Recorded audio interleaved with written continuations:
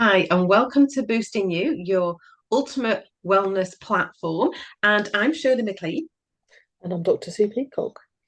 And today we're going to do an overview of spiritual self-care for our wellness platform because we feel that it's such a profound dimension of well-being that deserves, a thoughtful exploration.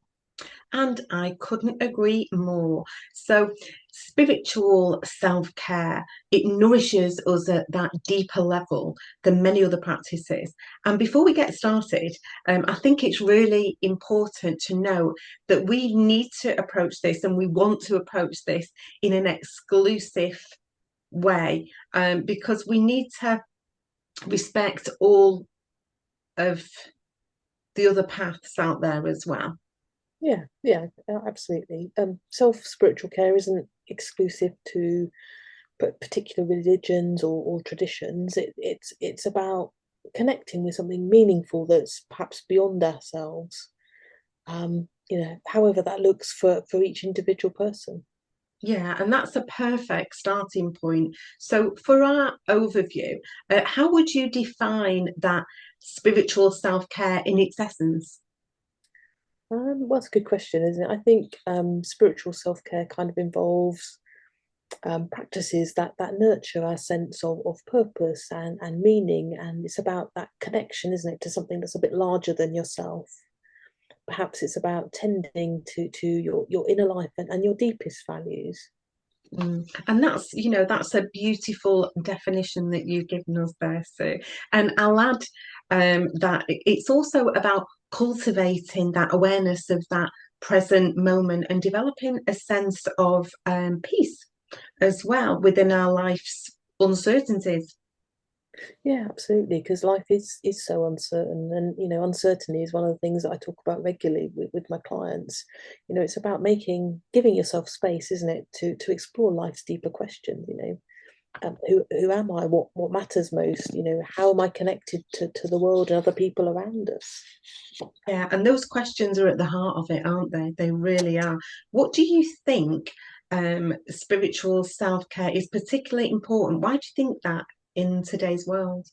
Yeah, I think it's really important, isn't it? Because we're in such a busy 24/7 kind of society, aren't we? So we're constantly stimulated and distracted by stuff that's going on. And many people are finding that they're disconnected from themselves and what really truly matters to them.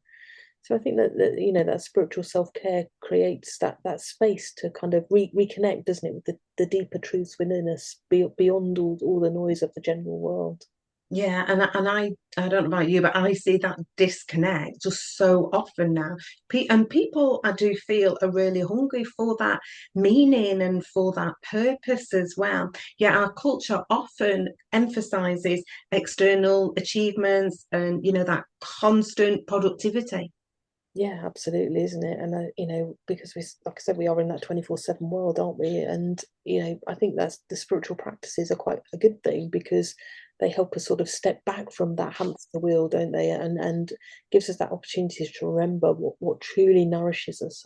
They help us live more intentionally rather than reactively all the time. Yeah, and there are real benefits to this dimension, I think, of self-care. Research shows spiritually that spiritual well-being is linked to greater resilience and also lowers anxiety as well, and gives us a stronger sense of belonging. Yeah, absolutely. And you know me, Shirley, I love a bit of research. So that's great. And not also we need to mention, it's about having that greater compassion for ourselves and for other people, isn't it? And if we feel connected to something larger than ourselves, we tend to sort of judge less and perhaps understand people a bit more. Yeah, absolutely. So true as well. And for our platform, I think we should address some common misconceptions about spiritual self-care as well. So, what comes to mind for you? I think the biggest one that I encounter is that spiritual self-care must be religious or involve sort of specific religious rituals. And whilst we do talk about rituals, it doesn't have to be spiritual or religious rituals. Absolutely. And another misconception is that spiritual practices needs to be perfect or executed precisely as well. So, there's a belief that if you're not meditating correctly, for 30 minutes daily, you're failing. Yeah, that's that sort of perfectionism trap, isn't it? And spiritual self-care isn't about achieving some ideal state. It's about showing up authentically whenever you are, or wherever you are. And as we keep saying, it could almost be our mantra, couldn't it? This, progress, not perfection, because that's what's really important. Yeah, and it doesn't require retreating to a mountain top or abandoning everyday life because that's just so not achievable as well. And some of the most profound spiritual growth happens when just ordinary moments, and relationships. Absolutely. Although, saying that, sometimes the thought of retreating to a mountaintop is quite appealing. but let's maybe bring back to real life. Sometimes let's talk about some perhaps some of the signs that someone may benefit from more spiritual self-care. So what kind of things would you include? I'd say, feeling a sense of emptiness, despite the external successes, questioning if there's more to life than this, Mm. or feeling disconnected from your core values, even. Yeah, I'd say that they're spot on, aren't they, really? And I guess I'd like to add that, if you feel like you're kind of just going through the motions, spiritual numbness, or just struggling to find meaning during difficult times, perhaps. Yeah, and also constantly just seeking that external validation or never feeling like enough, can signal a need for that spiritual nourishment. Yeah, absolutely. So let's think about some sort of practical actions. What kind of spiritual self-care practices would you kind of recommend to a beginner? Oh, let me see. I'd like to start maybe with simple, just mindful moments. Mm. So taking maybe, every few 30 seconds or something just to every take out of your day just to observe your surroundings with all your senses without any judgment as well. And there's a lovely I am piece of music that I listen to sometimes just to let the emotions flow, and and I'm not religious at all or anything like that, but I do feel connected to something greater than me. And it might be a piece that I might even share with that. It's a lovely piece of music just to take the time, just to sit there and just be and just connect with this nice little piece of music. That sounds lovely, and it sounds sort of accessible to everyone, doesn't it? It's always good to have a few minutes out from the busy world, isn't it? I think, I often recommend sort of intentional breathing. So, simply focusing on your breath just for a few minutes, Yeah. noticing how it connects your body and your mind. Yeah, and gratitude, you know me, I love my gratitude practices as well. So taking the time in the day just to acknowledge what you appreciate, that can just shift your entire perspective. I just love that power of gratitude. Yeah, I'm loving it more now. I know it's evidence-based. Yeah. But for me, I really love spending time in nature, just looking at the sky or just touching a plant, it creates that sense of wonder, doesn't it? And connection beyond ourselves. Yeah. And what about for those wanting to go deeper? What would you suggest for them? Yeah, I think for those people who want to go deeper and learn more, that regular meditation, or for some people it's about contemplative prayer, that creates that space, doesn't it, for deeper awareness.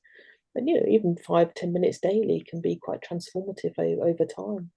Yeah, and journaling, as you mentioned last time in one of our little, um, on the meaningful questions, just helps process that little insights when we're journaling as well, doesn't it?